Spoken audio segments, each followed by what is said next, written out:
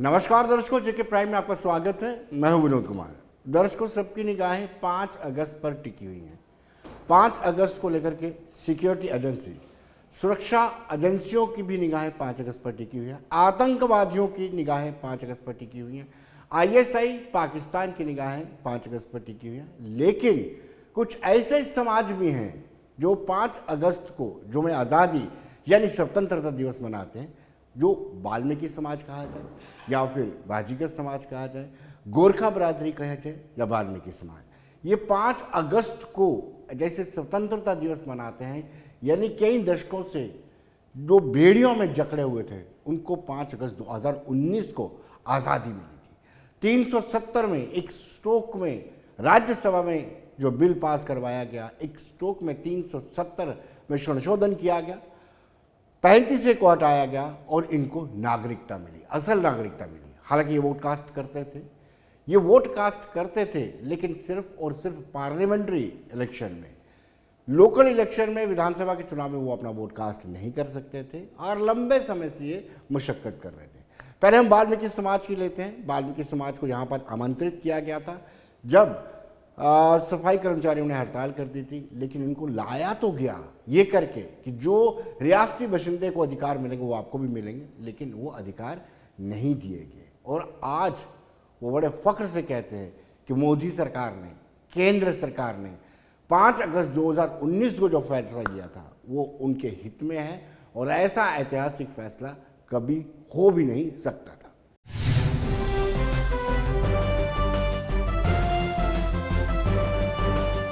कितने में चलाओगे सर न्यूज़?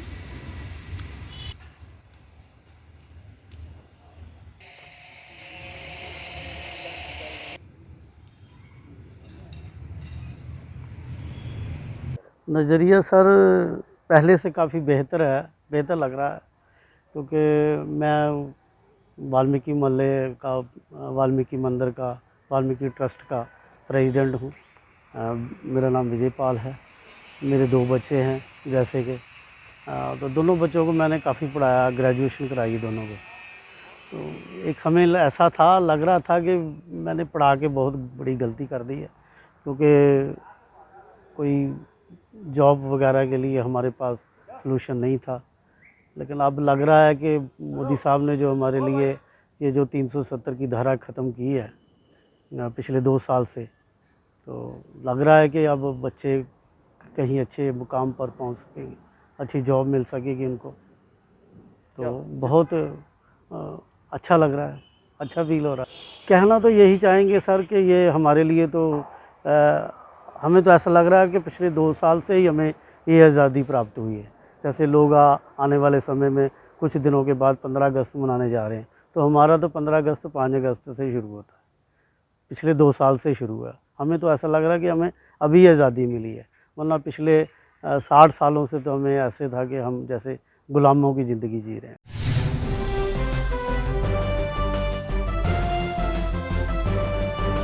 दर्शकों, उनका ये कहना है कि वाल्मीकि समाज के बच्चे पढ़ लिख जाते थे, लेकिन उनको सिर्फ और सिर्फ सफाई कर्मचारी की ही नौकरी मिल पाती थी।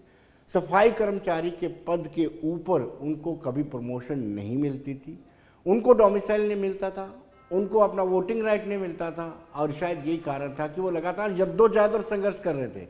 उनका कहना है कि अब बच्चे जो निराश हो चुके थे वो अपना डोमिसाइल बना रहे हैं, अपनी प्रॉपर्टी परचेज कर रहे हैं, आवेदन कर रहे हैं, हर पोजीशन के लिए आवेदन कर रहे हैं।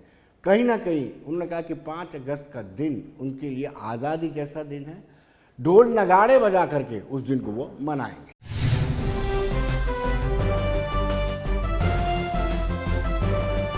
पहला 5 अगस्त 2019 को जो आया वो हमारे लिए खुशियाँ लेकर आया। खुशियाँ मींस के जो धारा 370 और 35 ए का जो एब्रोगेशन हुआ है स्टेट से, जो कि ख़ास तौर पे अगर वाल्मीकि समाज के लिए मैं बात करूं तो एक अभिशाप की बात थी कि हमारा पढ़ा लिखा वर्ग जो था, जो हमारे बच्चे ग्रेजुएट या पोस्ट ग्रेजुएट थे, पढ़े लिखे बच्चे थे, वो भी इस स्टेट में सिर्फ बाध्य किया जाता था उनको कि वो सफाई कर्मचारी की ही जॉब करेंगे। तो वो एक काला कानून जो इस पे थोपा गया था वो 2019 को 5 अगस्त को यहाँ से एब्रोगेट उसको किया गया। और उसके बाद जो आज हम दूसरा 5 अगस्त मना रहे हैं 2021 को, वो बड़ा हर्षोल्लास से मनाया जा रहा है और बड़ी खुशी है कि हमारा पढ़ा लिखा वर्ग को अभी रोज़गार मिलने जा रहा है, जो कि डोमिसाइल रूल यहाँ हमारी स्टेट में आए हैं। अभी सभी समाज ने डोमिसाइल अपना बनवा लिया है और हमारे जो पढ़ा लिखा वर्ग है वो अप्लाई कर रहे हैं। और जहाँ तक जगह ज़मीनें ख़रीदने के भी कोई अभी दिक्कत नहीं है, जगह ज़मीनें भी हमारे लोग ख़रीद रहे हैं, जो कि पहले हमारे सिर्फ एक मोहल्लों में 2-4 जो कुछ सिटी में मोहल्ले थे वाल्मीकि समाज के, कुछ गांधीनगर में एक मोहल्ला है, तो वहाँ पे बाउंड कर रखा था। अब हमें कोई ऐसी दिक्कत नहीं है, हम स्वतंत्र हैं, हम आम नागरिक की तरह, जो यहाँ के जो जम्मू के लोकल नागरिक थे उनकी तरह हमें मोदी सरकार ने फुल राइट्स दे दिए हैं।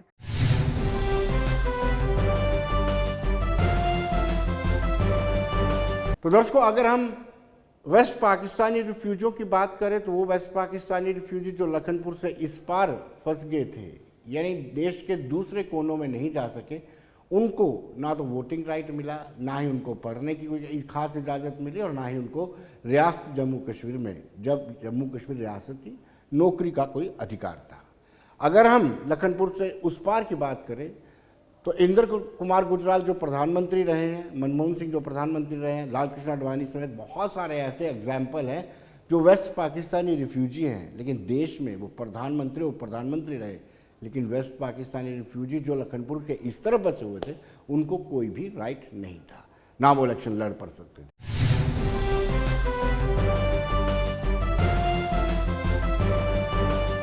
देखिए, हमारे लिए तो ये सबसे खुशी का मौका है। अगर देखा जाए तो 73 सालों के बाद हमारे जो रिफ्यूजी परिवार थे, इनको आज़ादी मिली है सही मायनों में।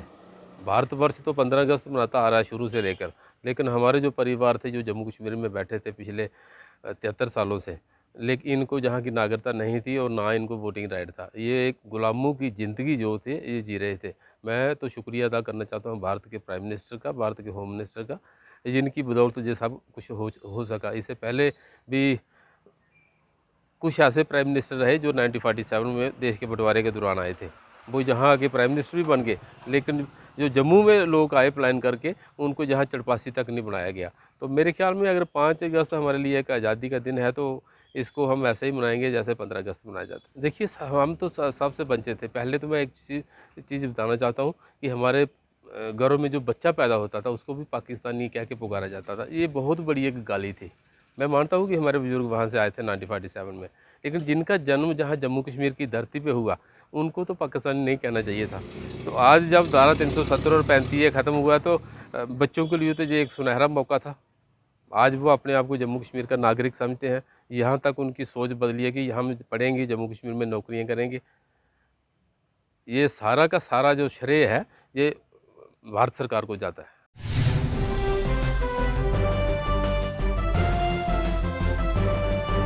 उनका कहना है कि अब उनके लोग, उनमें से ही लोग विधायक भी बनेंगे, विधायक बनने के बाद उनमें से ही लोग कानून भी बनाएंगे, कानून बनाने के बाद उनका कहना है उनमें से ही लोग अब मंत्री भी बन सकते हैं। यानी 5 अगस्त आने वाला है, लेकिन खुशी का आलम यह है कि उनका कहना है कि अच्छे तरीके से भरपूर खुशी के साथ मिठाइयाँ बांटी जाएंगी।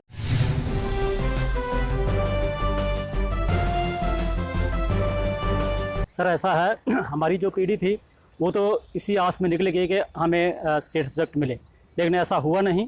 और 70 साल के 72 साल के बाद जो मिला है वो हमारे बच्चों के लिए एक ऐसा गिफ्ट है जो हम उनको अपने जीवन में सबसे कीमती मानते हैं।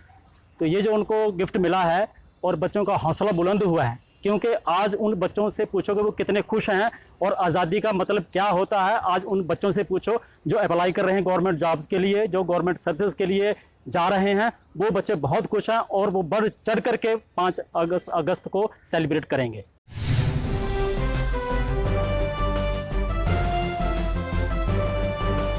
दर्शकों, कुछ रोज पहले दक्षिण में जिस तरीके से बादल फटे थे और पानी का बहाव आया था, वैसा ही कुछ लोगों का ये भी आरोप है, बीजेपी के नेता हैं, डीडीसी मेंबर हैं, उनका ये आरोप है कि कुंवर गांव में एक कलवट बनाया गया है जो गलत कलवट बना हुआ है, जिस कलवट के कारण अगर ज़्यादा बारिश होगी तो एक पूरा का पूरा गांव रेड अलर्ट में चला जाएगा। तो कहीं ना कहीं उन्होंने आज डिप्टी कमिश्नर को अपनी शिकायत दर्ज करवाई है। शिकायत दर्ज करवाने के साथ साथ उन्होंने कहा कि पहले भी कई मरतबा एक्जियन PMGSY और साथ ही साथ चीफ इंजीनियर PMGSY को वक्तन अवक्तन आगाह किया जाता रहा है, लेकिन सुनवाई नहीं हुई है।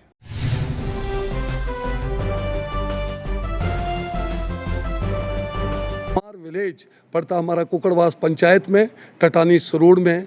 वहाँ पे डिपार्टमेंट ने एक पूरा गांव जो कमार का गांव है, उस गांव जो कि डिपार्टमेंट PMGSY डिपार्टमेंट है, उन्होंने कलवर्ट को वहाँ टर्न दिया है, जहाँ से इस वक्त वो पूरा गांव रेड जोन में पड़ रहा है। मुझे खदशा है कि अगर ज़्यादा बारिश आई तो ये पूरे का पूरा गांव कहीं दक्षिण की शक्ल इख्तियार ना करे।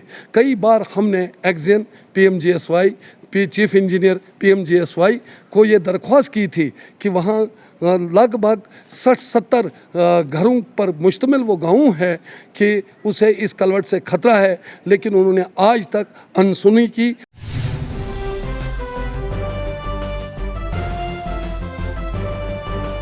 दर्शकों, उन्होंने डिप्टी कमिश्नर से ये गुजारिश की है कि इस मामले में इंटरवेन किया जाए। मामले में इंटरवेन करने के साथ साथ ये भी सुनिश्चित किया जाए कि इस खराब कलवट को सीधा किया जाए।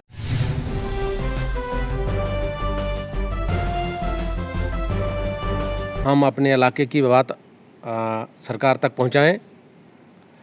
जैसा कि मेरे बड़े भाई तारकीन साहब ने, हमारे मंडल प्रधान अशोक जी जो हमारे हमरा थे, अभी हमने DC साहब के पास उनके नोटिस में ये लाया कि ये जो कंवार गांव हमारा है, इसमें ये जो PMGSY रोड जो हमारा जो इस वक्त टटानी बिमलनाग तक पहुंच चुका है, वहाँ एक गलत कलवट बनाया है।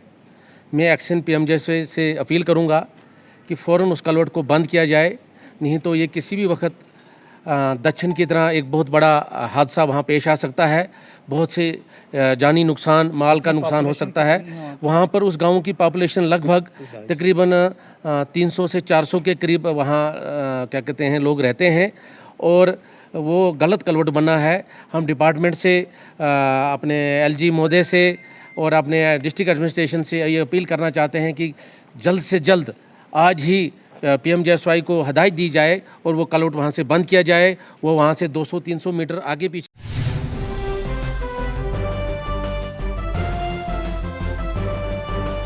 दर्शकों, अगर किश्तवाड़ की ही बात करें तो मिसिंग, जिस इलाके की हम बात कर रहे थे, बादल फटे थे, मिसिंग में से अभी भी कोई किसी की तलाश नहीं हो पाई है। लगातार SDRF NDRF लगातार जुड़े हुए हैं, लेकिन कोई भी सुराग नहीं मिल रहा है। और उन परिवारों का क्या हाल है, ये डिप्टी कमिश्नर आपको बता।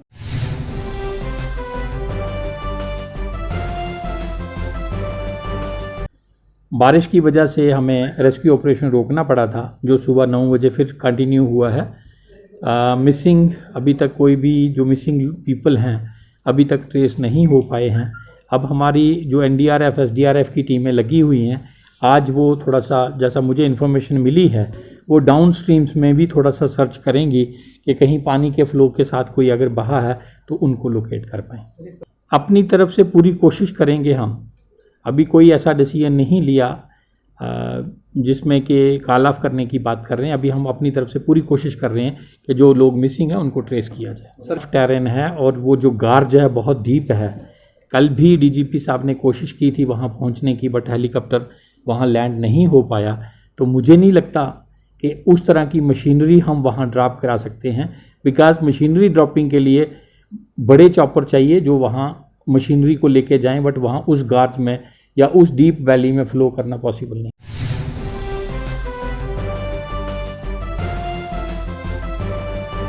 दर्शकों, हमने PF कमिश्नर से बातचीत की, रिजवानुद्दीन, उनसे बातचीत की, विस्तार से बातचीत इसलिए भी की, कहीं ना कहीं जो कर्मचारी हैं, फैक्ट्रियों में काम करते हैं, उनके लिए जो सुविधाएं, उनका पूरा लाभ उनको नहीं मिल पा रहा है। आइए देखते क्या कहना है।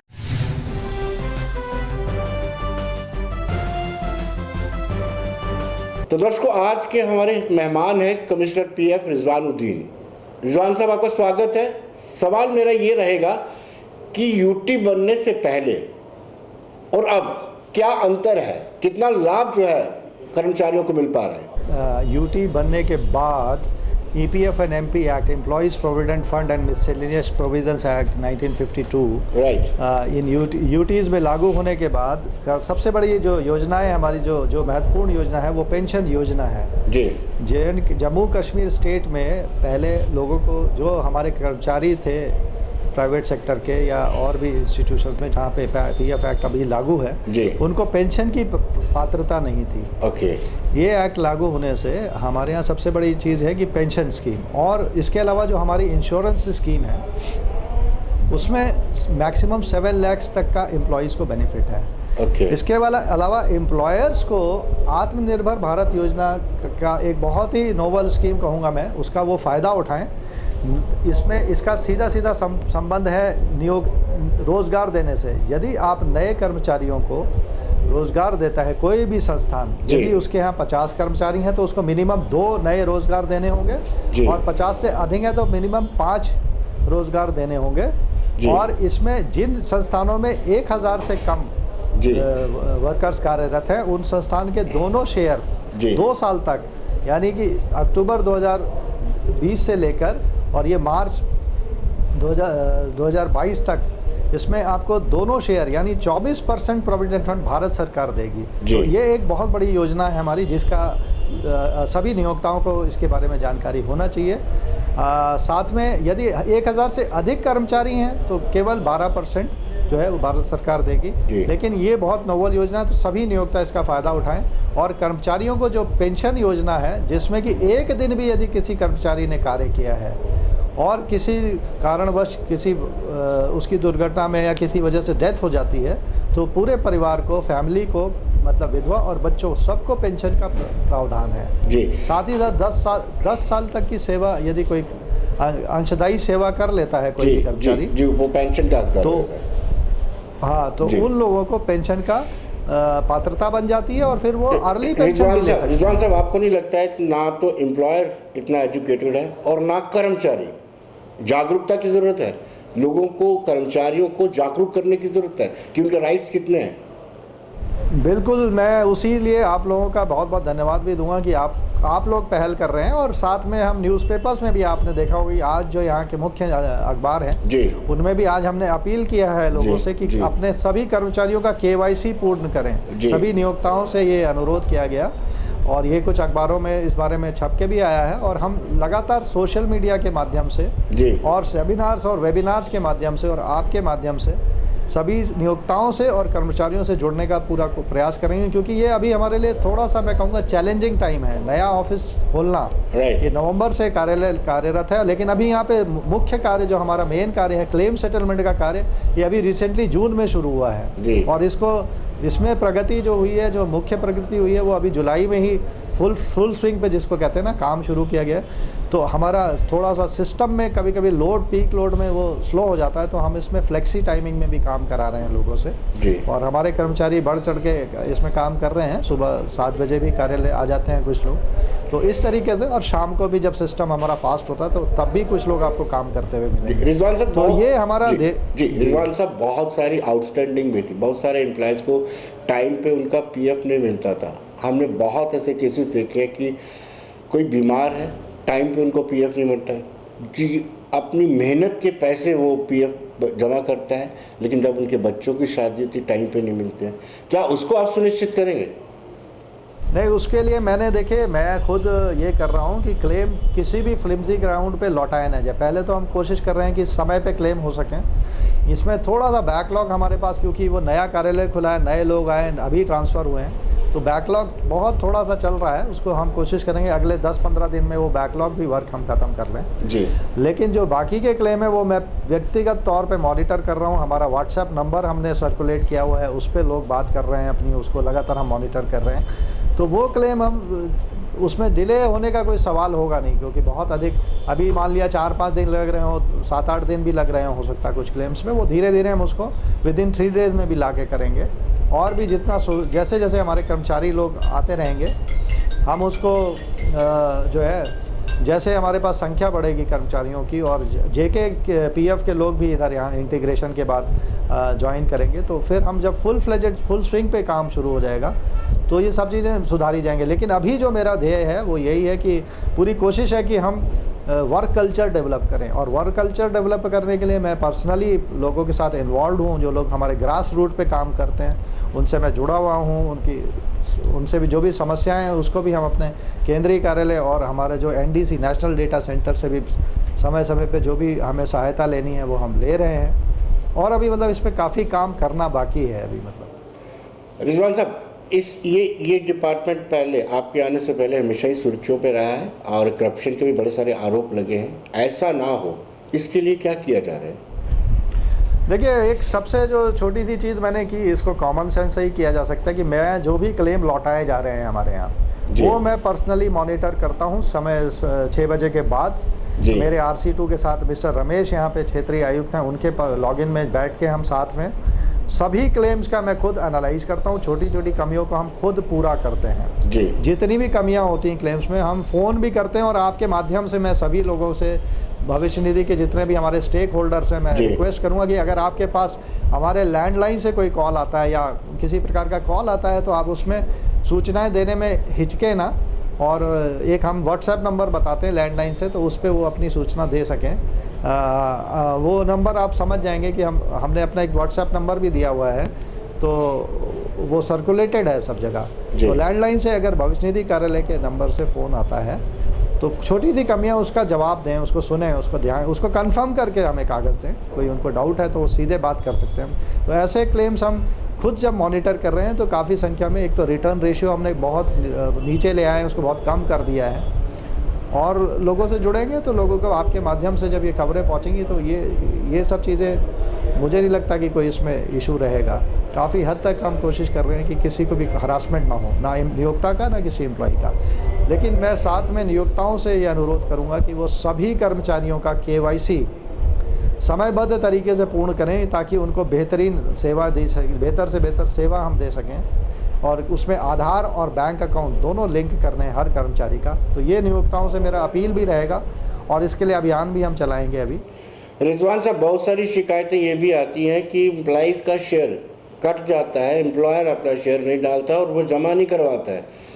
एक एम्प्लॉइज़ को लगता है कि मेरा PF जमा कर रहा है, वो जमा हो रहा है, लेकिन जब वो जाता है PF लेने में, तो इसमें तो देखिए ये वैधानिक कार्रवाई की जा सकती है सभी के अगेंस्ट में जो इस तरह का काम करेंगे जी। तो वो तो एक मतलब वो अपने लिए अपना खुद अपने पैर पे कुल्हाड़ी मारने वाला काम है। पैसा काट के ना जमा करना तो अमानत में खयानत वाला काम है जी। तो वो तो नियोक्ता नॉर्मली नहीं करना चाहिए। जो जागरूक नियोक्ता वो कभी ऐसा नहीं करेगा जी। तो इस पे भी हम कर, और हमारे पास अगर कोई शिकायत आएगी तो उसकी भी जांच हम लोग कराएंगे जी समयबद्ध तरीके से।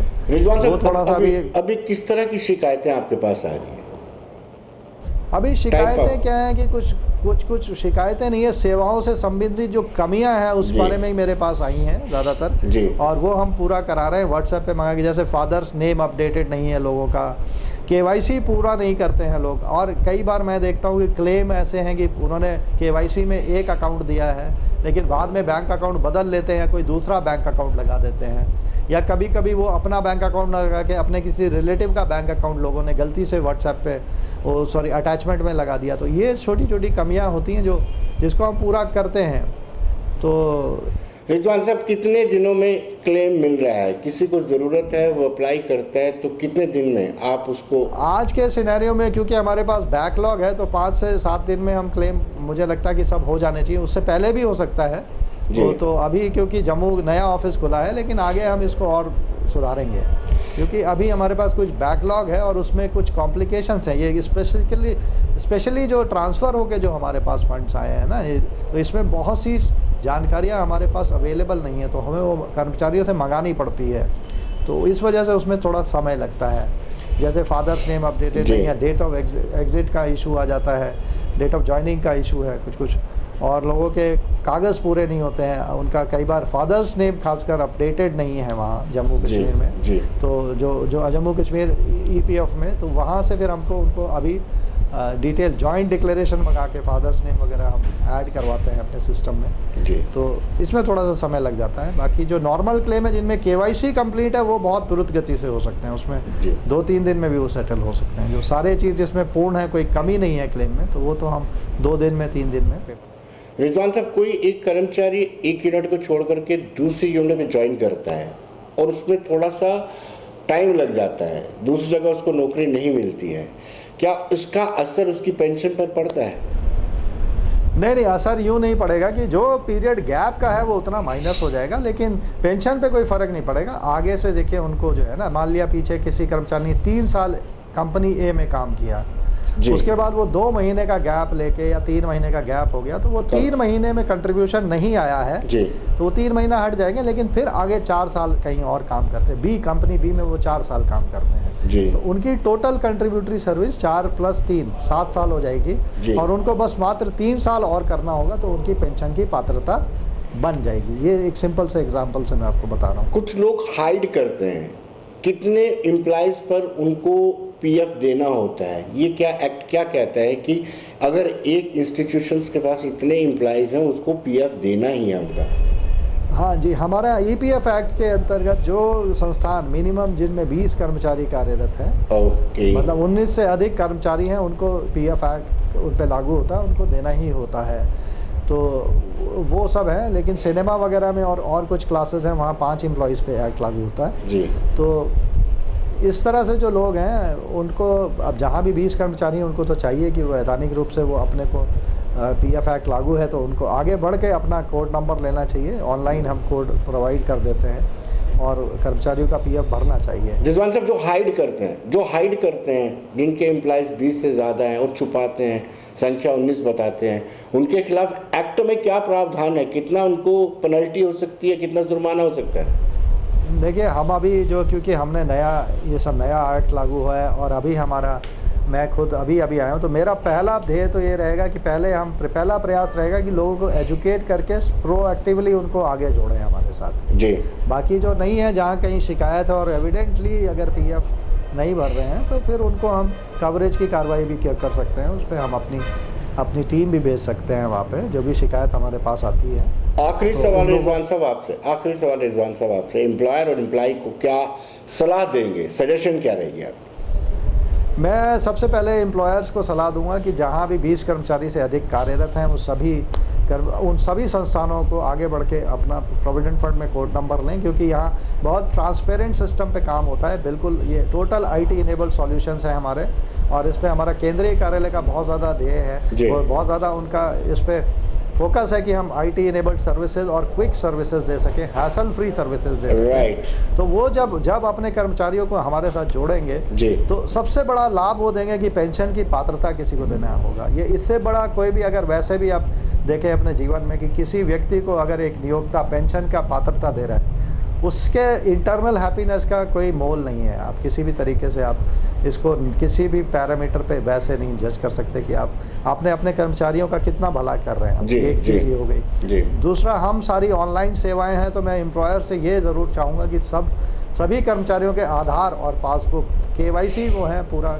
यूनिवर्सल अकाउंट नंबर में सीड करें। और कर्मचारियों से मेरा अनुरोध है कि अपना जो भी विवरण है वो अपना UN को एक्टिवेट करें और UN में KYC कंप्लीट करें। साथ ही हमारी जो भी सेवाएं PF का, कर्मचारियों को एक बड़ी बात ये मैं कहूँगा कि वो पता नहीं यार टेंडेंसी में देख रहा हूँ कि PF विड्रॉ करने की बड़ी जल्दी है लोगों को। उसे विड्रॉ ना करें, आप अपने ट्रांसफ़र कराएं, क्योंकि आप पेंशन की पात्रता आपकी हो गई है। यदि आप काम कर रहे हैं कहीं भी तो प्लीज़ PF विड्रॉ ना करके उसको ट्रांसफ़र कराएं। और बहुत से एडवांसेज हैं जो हम दे सकते हैं आपको, बहुत सी पात्रताएं हैं एडवांसेज, वो आप अपने नियोक्ता से आप बात करके उसके लिए फॉर्म भरें ऑनलाइन, वो हम बहुत जल्दी करेंगे। और आधार और बैंक अकाउंट अपना अपडेट करके रखें, और फादर्स नेम, ये सब चीज़ें जो भी इसमें KYC की रिक्वायरमेंट है वो पूरा कर लें, और UN एक्टिवेट करके रखें। अपना पासवर्ड किसी से शेयर ना करें, और दे कैन अप्लाई ऑनलाइन। सभी कर्मचारी ऑनलाइन क्लेम कर सकते हैं हमारे यहाँ, और ऑनलाइन पेमेंट पासबुक भी देख सकते हैं। तो उसकी जो भी जानकारी होगी फिर इसके बारे में हम फर्दर किसी नेक्स्ट प्रोग्राम में और डिटेल में इस पर बात। जी रिजवान साहब, बहुत बहुत शुक्रिया आपका, धन्यवाद। Thank you. धन्यवाद।